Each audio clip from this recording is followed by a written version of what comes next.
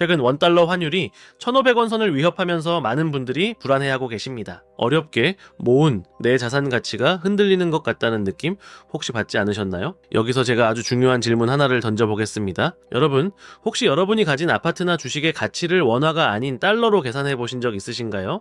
예를 들어보죠. 4년 전 10억 원이었던 내 아파트가 지금 11억 5천만 원이 됐다고 가정해 봅시다. 원화로는 1억 5천만 원, 즉 15%나 올랐으니 성공적인 투자처럼 보입니다. 하지만 이걸 달러로 환산하면 이야기는 완전히 달라집니다. 4년 전 환율이 1,150원 수준이었으니 당시 내 아파트는 약 87만 달러였습니다. 그런데 지금은 어떻죠? 환율이 1,500원에 육박하면서 현재 가치는 약 76만 달러로 쪼그라들었습니다. 원화로는 분명 1억 5천만 원을 벌었는데 달러 기준으로는 오히려 11만 달러, 우리 돈으로 1억 5천만 원 넘게 잃은 셈입니다. 겉보기엔 수익이지만 실질 가치는 뒷걸음질 친 것이죠. 도대체 무슨 일이 벌어지고 있는 걸까요? 이것이 바로 오늘 우리가 이야기할 원화 자산의 배신, 그리고 가치의 소멸입니다. 환율 급등은 단순히 해외여행 경비가 비싸지는 문제가 아닙니다. 그것은 우리가 믿고 있던 대한민국 원화의 가치가 전 세계 다른 화폐에 비해 무섭게 추락하고 있다는 가장 강력한 신호입니다. 오늘 영상에서는 이 원화 가치 하락이 왜 시작되었는지 그 근본적인 원인을 숫자로 파헤쳐보고 이것이 대한민국 자산시장의 근간을 어떻게 흔들고 있는지, 그리고 가장 중요하게는 이 거대한 흐름 속에서 우리의 자산을 지키기 위해 무엇을 해야 하는지 이야기해보겠습니다. 자, 그렇다면 왜 이런 일이 벌어진 걸까요? 왜 유독 원화의 가치만 이렇게 힘없이 무너지고 있는 걸까요? 그 답의 실마리는 바로 시중에 풀린 돈의 양, 즉 통화량에 있습니다. 미국과 한국 두 나라가 지난 몇 년간 완전히 정반대의 길을 걸어왔다는 충격적인 사실에 있죠. 먼저 세계 경제의 중심, 미국을 보겠습니다. 2022년, 미국은 40년 만에 최악의 인플레이션을 잡기 위해 결단을 내립니다. 단순히 금리만 올린 게 아닙니다. 시중에 풀려있던 달러를 걷어들이는 강력한 긴축에 돌입했죠. 실제로 경제 전체에 풀린 돈의 양을 나타내는 광의 통화량 데이터를 보면 그 차이는 충격적입니다. 지난 3년간 미국은 긴축을 통해 통화량을 단 3% 늘리는 데 그쳤습니다. 자, 그럼 같은 기간 한국은행은 어땠을까요? 놀랍게도 한국의 광의 통화량은 지난 3년간 무려 20%나 폭증했습니다. 미국이 돈줄을 꽉 조이고 있을 때 우리는 미국보다 무려 7배나 빠른 속도로 돈을 찍어내 시중에 쏟아부은 겁니다. 두 나라의 돈줄이 완전히 거꾸로 가고 있는 것이죠. 마치 두 개의 저수지가 있다고 상상해보세요. 달러라는 저수지는 물을 퍼내서 수위가 낮아지고 있는데 원화라는 저수지는 계속해서 수문을 열어 물을 콸콸 쏟아붓고 있는 겁니다. 어떤 저수지의 물가치가 더 떨어질까요? 답은 명백하죠. 미국 달러는 희소해지니 가치가 오르고 대한민국 원화는 흔해지니 가치가 똥값이 되는 겁니다. 이것이 바로 경제학의 가장 기본적인 원리, 수요와 공급의 법칙입니다. 물론 누군가는 이렇게 반문할 수 있습니다. 경제가 성장하면 그만큼 돈이 더 필요한 것 아니냐? 맞는 말입니다. 하지만 문제는 속도입니다. 우리나라의 경제 성장률이 과연 지난 3년간 통화량이 늘어난 만큼 성장했을까요? 어림도 없죠. 실제 경제가 성장하는 속도보다 돈이 불어나는 속도가 훨씬 빠르면 돈의 가치는 떨어질 수밖에 없습니다. 이것이 바로 우리가 지금 목격하고 있는 1,500원 환율의 본질이자 여러분의 원화 자산 가치가 소멸하는 근본적인 이유입니다. 그런데 여기서 더 무서운 질문이 시작됩니다. 이렇게 돈을 계속 풀면 과연 어떤 미래가 우리를 기다리고 있을까요? 자산 가격은 계속 오르니 좋은 것 아니냐고요? 천만의 말씀입니다. 이 길의 끝에 무엇이 있는지를 끔찍하게 보여준 나라가 있습니다. 바로 튀르키예입니다. 중앙은행 총재를 갈아치우면서까지 억지로 금리를 내리고 돈을 푼 결과 튀르키예는 지난 10년간 전 세계에서 집값이 가장 많이 오른 나라가 됐습니다. 숫자만 보면 온 국민이 부자가 된 것 같죠? 하지만 실상은 지옥입니다. 같은 기간 튀르키예 리라와의 가치가 16분의 1토막이 났기 때문입니다. 집값이 10배 올랐어도 화폐 가치가 16분의 1이 되었으니 달러로 환산하면 내 집값은 오히려 40% 넘게 폭락한 셈입니다. 달러 기준으로는 알거지가 된 것이죠. 이게 바로 통화 팽창이 만들어내는 비극의 종착역입니다. 화폐라는 가치의 척도가 완전히 망가져 버리는 겁니다. 한번 상상해보세요. 키를 재는 자의 눈금이 매일매일 줄어든다고 말입니다. 어제는 170cm였는데 오늘은 200cm, 내일은 300cm로 숫자는 계속 커지지만 실제 내 키가 자란 게 아니죠. 오히려 자가 고장 난 겁니다. 월급이 2배로 올라도 물가가 3배로 오르면 우리는 더 가난해집니다. 내 집값이 10억에서 20억이 되어도 그 돈으로 살 수 있는 것들이 절반으로 줄어든다면 무슨 소용이 있을까요? 이것이 바로 실질 구매력의 붕괴입니다. 여러분은 지금 이 이야기가 너무 극단적이라고 저 멀리 떨어진 튀르키예 이야기라고 생각하실지 모릅니다. 과연 그럴까요? 먼저 대한민국 모두의 꿈, 아파트부터 볼까요? 데이터를 보면 지난 4년간 한국 아파트 가격은 원화 기준으로 평균 약 15%에서 20% 정도 올랐다고 평가받고 있습니다. 예를 들어 4년 전 15억 하던 아파트가 지금 18억 원이 됐다고 칩시다. 원화로는 3억 원을 벌었으니 꽤 성공적인 투자처럼 보입니다. 하지만 바로 여기에 가치의 착시가 숨어 있습니다. 같은 기간 원화 가치는 달러 대비 무려 25% 가까이 폭락했습니다. 4년 전 1,100원대였던 환율이 지금 거의 1,500원까지 치솟았으니까요. 자, 한번 계산해 볼까요? 내 자산의 덩치는 20% 커졌지만 그 가치를 재는 화폐라는 자의 눈금은 25%나 쪼그라든 겁니다. 결과는 어떻게 될까요? 네, 맞습니다. 달러 기준으로는 오히려 손실입니다. 원화로는 3억 벌었다고 좋아했지만 전 세계 어디서든 통용되는 진짜 돈, 달러로 환산하면 내 자산 가치는 오히려 뒷걸음질 쳤다는 충격적인 결론에 이르게 됩니다. 주식 시장은 더 심각합니다. 대한민국 1등 주식, 삼성전자를 예로 들어보죠. 4년 전 약 8만 원이던 주식을 샀는데 지금 10만 원이 됐다고 가정해 봅시다. 원화로는 25%나 올랐습니다. 은행 이자보다 훨씬 높으니 겉보기엔 훌륭한 수익입니다. 하지만 이걸 달러로 환산하면 4년 전 환율 1,150원 시절의 8만 원은 약 70달러였습니다. 하지만 환율 약 1,500원 시대인 지금 10만 원은 67달러에 불과합니다. 보이시나요?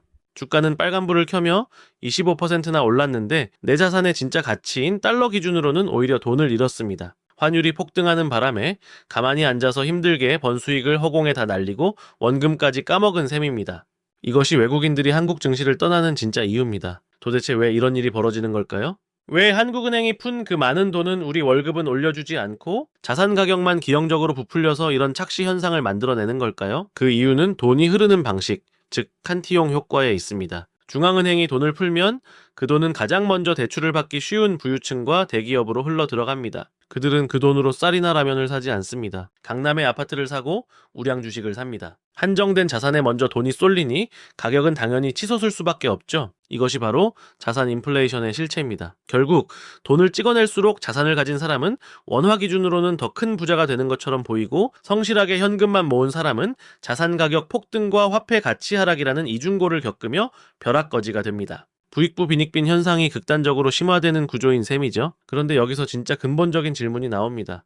이 모든 문제의 원인이 과도한 통화 팽창이라는 것을 안다면 지금이라도 미국처럼 돈줄을 잠그고 금리를 올리면 되는 것 아닐까요? 왜 한국은행은 이러지도 저러지도 못하고 있는 걸까요? 사실 한국 경제는 지금 누구도 말하지 않는 아주 위험한 외통수에 걸려 있습니다. 현재 한국은행은 금리를 올릴 수도 내릴 수도 없는 완벽한 딜레마에 빠져 있습니다. 마치 체스판의 왕이 피할 곳 없는 체크메이트에 걸린 것과 같은 상황이죠. 먼저 금리를 올리는 경우를 상상해 봅시다. 미국과의 금리 격차를 줄여서 원화 가치를 방어하고 외국인 자본 유출을 막는 가장 교과서적인 방법입니다. 하지만 지금 한국 경제에는 금리 인상이라는 약을 쓰기에는 너무나도 치명적인 두 개의 시한폭탄이 존재합니다. 첫째는 1,900조 원을 넘어선 가계부채입니다. 금리를 0.25%만 올려도 가계가 추가로 부담해야 할 이자가 수조 원에 달합니다.